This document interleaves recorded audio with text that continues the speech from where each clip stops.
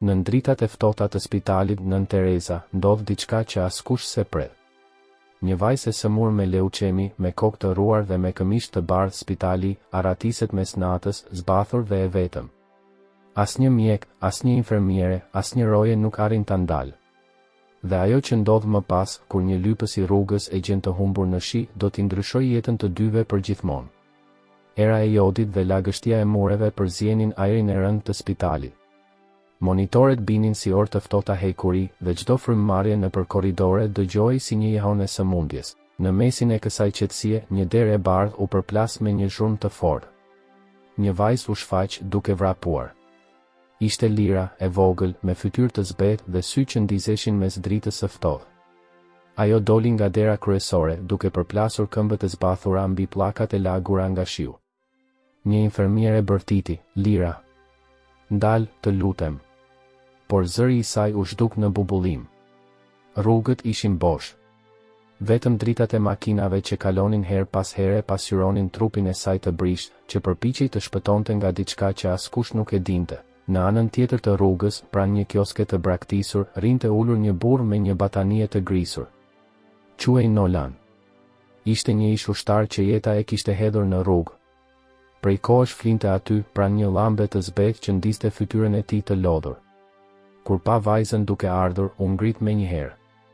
Në fillim mendoi se ishte ndonjë fëmijë që kishte humbur rrugën. Por kur e pa më afër, me kokën e ruar, me sytë e fryrë dhe këmishën e spitalit, e kuptoi se diçka nuk ishte normale. Vajzë, thiri ai. Ku po shkon kështu? Ajo nuk ju përgjigj, vetëm ktheu kokën për një sekond, me sytë plot frikë dhe vazhdoi të vraponte. Disa njerëz që kalonin nën çadra ndaluan. Është e sëmur, tha një grua. Mos u afro, do ketë ndonjë sëmundje, shtoi dikush tjetër. Nolan u përkul kur diçka ra pranë këmbëve të tij. Ishte një byzylyk spitali, plastik, me emrin Lira. Ai e mori në dorë dhe ngriti sytë. Vajza ishte ndalur më tej, duke u mbështetur në mur frymëmarrja i dridhej si gjethe. Eja këtu, i tha me zë të butë. Mos ki frikë. Nuk do të bëj keq. Lira hezitoi, pastaj u afrua pak nga pak. Ishte e lagur nga kokat e këmbët, buzët i kishte të maviosura nga të ftohtit. Nolan e mbështolli me pallton e tij. Pse dole nga spitali? E pyeti.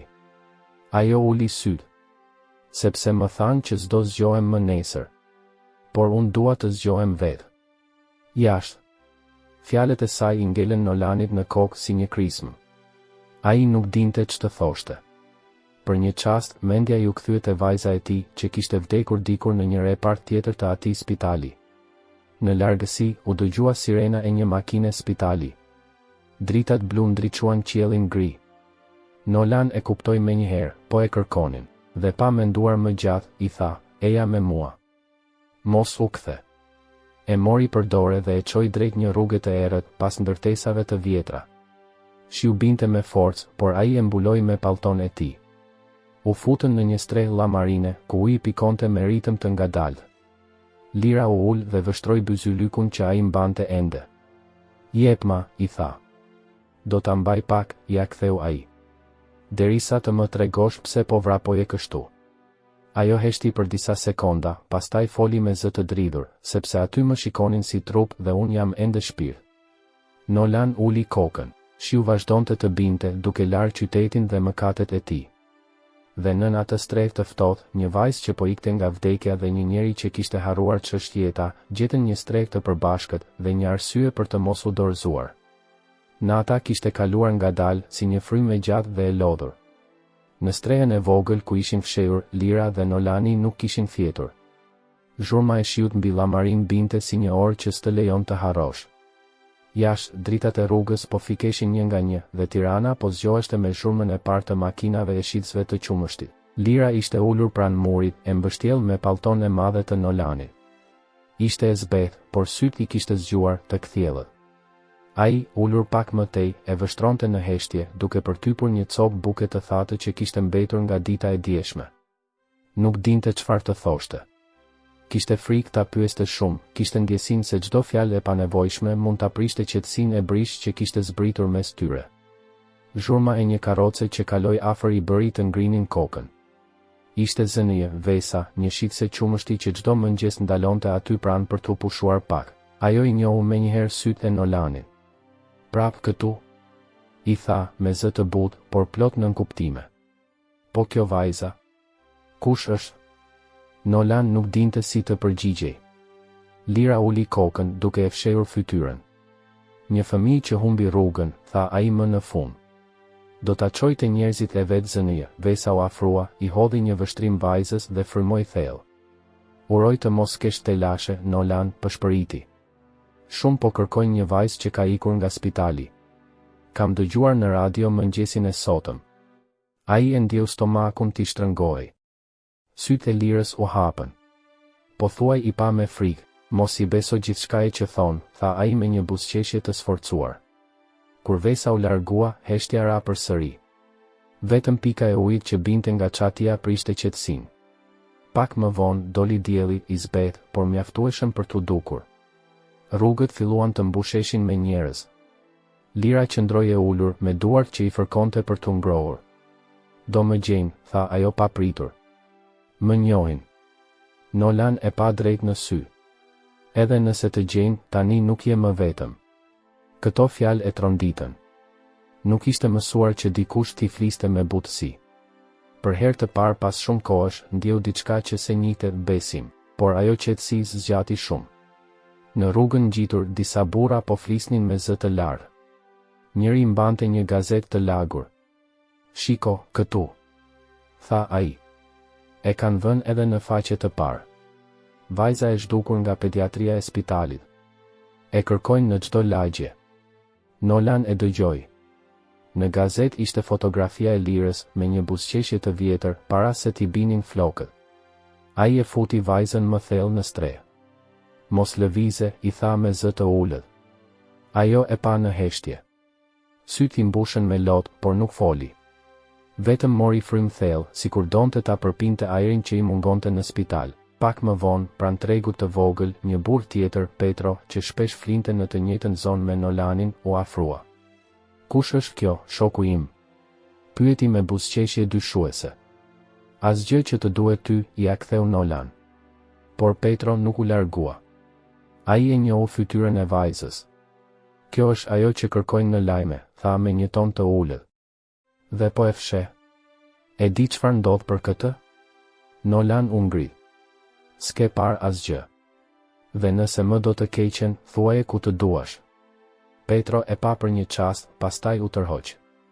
Por në fytyrën e tij kishte mbetur një hije që s'premtonte asgjë të mirë. Në mbrëmje, kur qyteti u qetësua, Nolan u kthye pranë Lirës. Vajza po mbante në duar byzylykun e spitalit që ai kishte kthyer. E përkëdheli me gishta, sikur të ishte kujtimi i fundit i diçkaje të shenjtë. Pse e mban ende? E pyeti ai. Sepse aty është emri im, tha ajo. Dhe më duket se vetëm aty ekzistoj vërtet. Heshtja ra përsëri. Diku larg dëgjoheshin sirenat e një ambulance. Era solli aromën e spitalit si një kujtim që s'të lë të ikësh plotësisht. Nolan e kuptoi se ajo vajzë s'ishte thjesht një aratisur, ishte dëshmia e diçkaje që shoqëria kishte harruar, se edhe më të dobëtit kanë forcën për të ikur nga vdekja kur ndjejnë se jeta është diku tjetër. Dita tjetër nisi me një diell të vakët që mezi depërtonte përmes rreve të plurosura të qytetit. Tirana kishte atë zhurmën e zakonshme të mëngjesit, shitës që thërrisnin në treg, makina që binin borit dhe njerëz që ecin pa parë askënd në sy.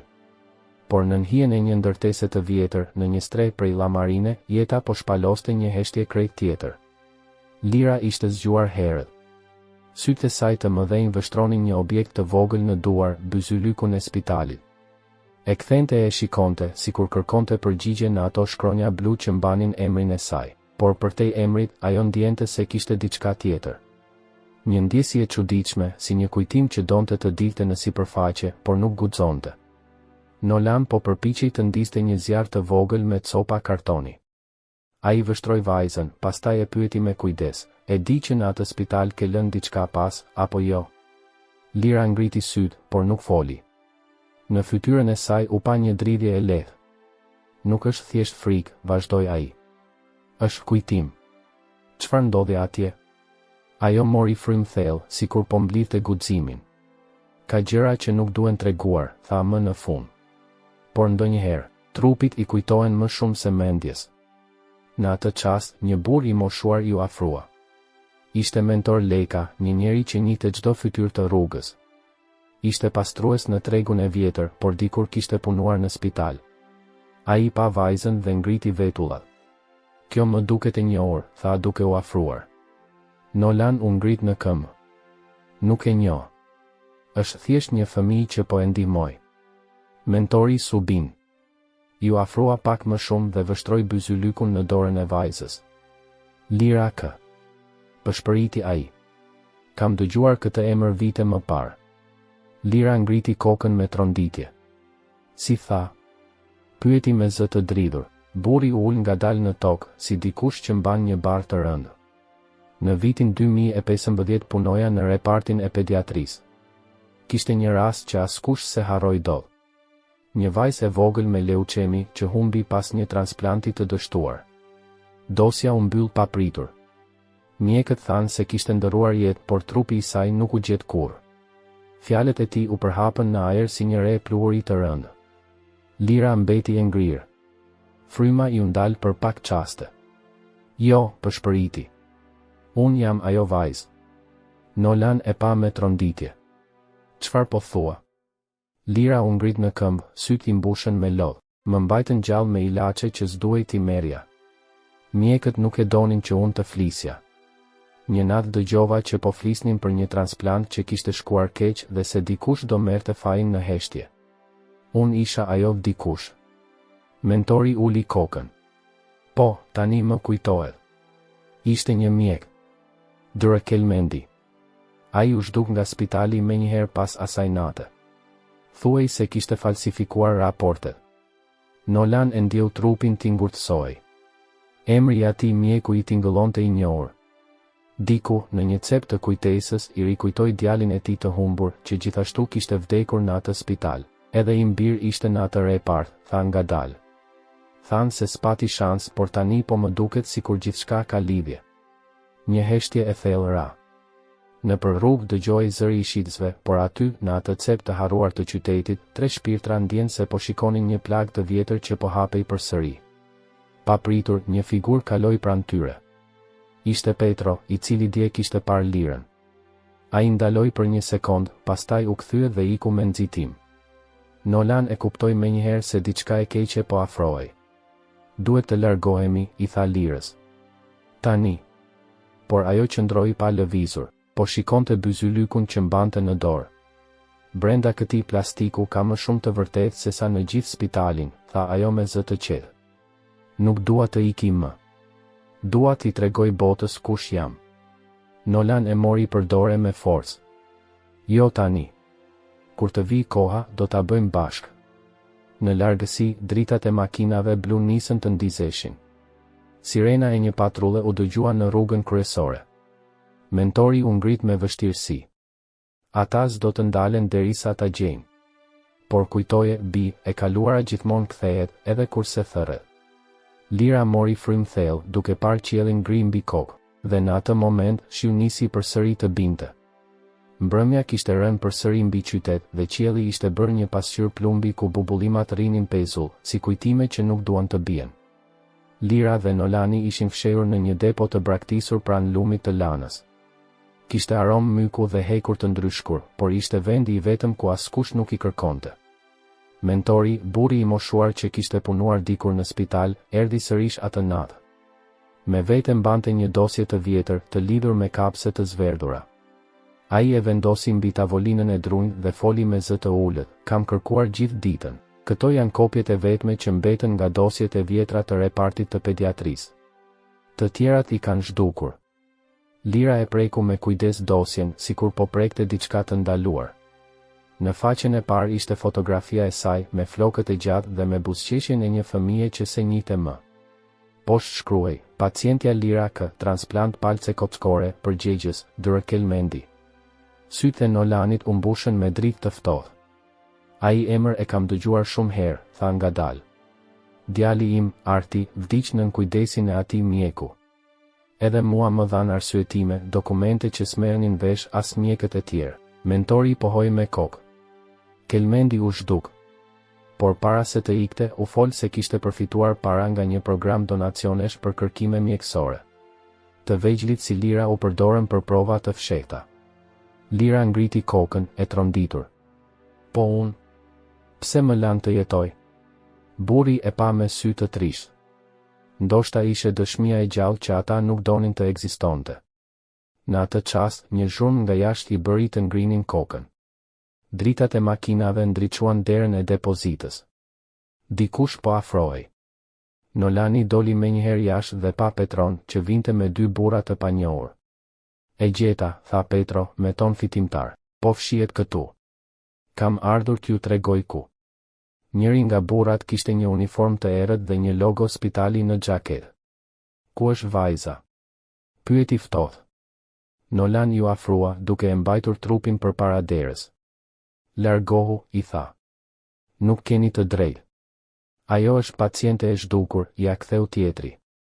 Nuk e di çfarë përpiqesh të fshehesh, por ky është rast spitalor, jo I rrugës.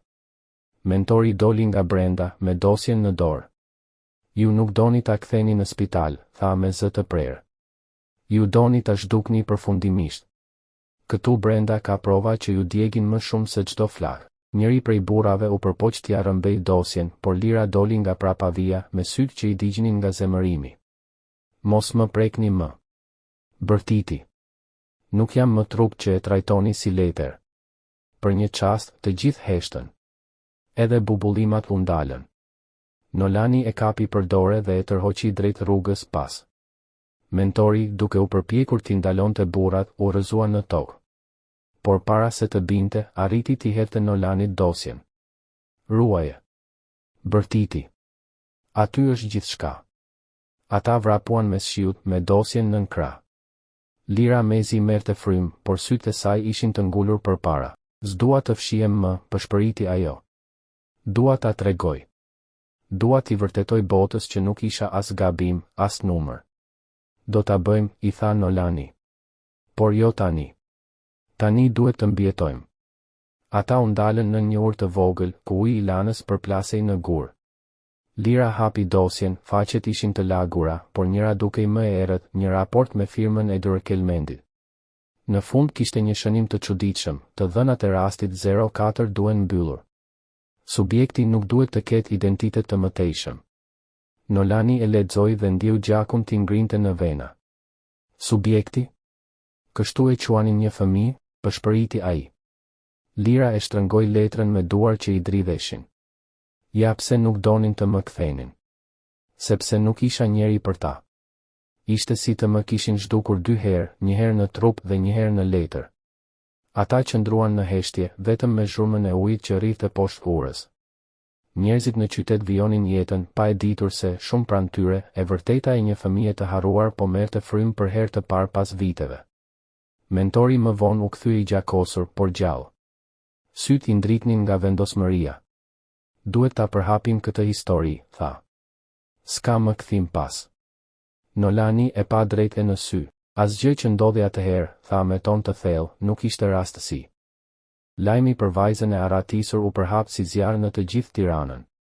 Por ajo që askush nuk dinte ishte se historia e Lirës nuk ishte e vetmja. Mentori dhe Nolani zbuluan, përmes faqeve të tjera të dosjes, se kishte edhe fëmijë të tjerë me trajtime të rreme, të zhdukur pa gjurmë. Në një faqe të njollosur nga uji, emri I Kelmendit përsëritej sërish, I lidhur me 5 raste të tjera. Ishte një model, një zinxhir abuzimesh që ishin fshehur për vite me radhë. Në treg, njerëzit nisën të flasin. Zënia, dhe sa kujtoi një vajzë tjetër që s'ishte kthyer kurrë në spital pas shërimit. Petro, që dikur kishte tradhtuar Nolanin, tani vetë ndjente frikë. Një ish infermiere, Dafina, u shfaq një mëngjes dhe pranoi të fliste. Kelmendi e dinte çdo gjë. Fëmijët s'ishin thjesht pacient, ishin eksperimente. Ajo dëshmi ndryshoi gjithçka. Sheshi I vogël ku fshiheshin u mbush me njerëz që kërkonin të dinin më shumë. Dosja e Lirës u bë zëri I gjithë të harruarve. Në mëngjesin që pasoi, mentori u kthye me diçka të vogël në dorë, byzylykun e Lirës I qarë në mes. Brenda tij, I futur si një copës letre e mbështjell, ishte një mikroshkrim, një mesazh I vjetër. Lira e hapi me duar që I dridheshin. Ishte shkrimi i babait të saj, nëse kjo bie në duart e tua, dije se unë zbulova gjithçka. Mos i beso askuj. E vërteta është brenda teje. Nolani ndjeu si ti kishte kaluar një rrymë në trup. Mentori mori frymë thellë. Ai njeri babai yt duhet ta ketë ditur për abuzime. Ky mesazh ishte prova përfundimtare. Gazetarët e publikuan menjëherë. Brenda pak orësh, qyteti u mbush me protesta. Njerëzit kërkonin drejtësi. Emri i Dërkelmendit doli hapur dhe rrjeti spitalor u trondi deri në themel. Në mes të turmës, Lira qëndronte pranë Nolanit me byzylykun e hapur në dorë. Më në fund, tha ajo, nuk jam më e zhdukur. Jam dëshmia që mbeti gjallë. Turma shpërtheu në duar trokitje dhe për herë të parë, shiu që binte mbi Tiranë nuk dukej më i trisht. Agimi mbi Tiranë ishte i butë, si një frymë pajësie pas një nate trazirash. Rrugët ishin ende të lagura nga shiu, por dielli filloi të thyente errësirën. Në sheshin përpara spitalit Nën Tereza, njerëzit mbanin në duar byzylyk të bardhë, simbolin që kishte lindur nga dhimbja e një vajze të harruar. Lira ecte ngadalë, e veshur me një pallto të Nolanit. Ai qëndronte pranë saj, i heshtur, por krenar. Nuk ishin më të fshehur, nuk ishin më të ndjekur. Ishin bërë zëri i shumë të tjerëve. Pranë hyrjes së spitalit, ajo u ndal. Toka ende mbante aromën e jodit, të kujtimeve, të humbjeve. Lira u përkul dhe vendosi byzylykun e qarë mbi pllakën e lagur. Një reze dielli e goditi dhe ajo u shkëlqye si një dritë e vogël shprese. Ky vend më mori gjithçka, tha ajo me zë të butë, por sot ja kthej të vërtetën. Nolani i mori dorën. Turma heshti, dhe ndërsa dielli ngjitej më lart, Lira buzëqeshi për herë të parë.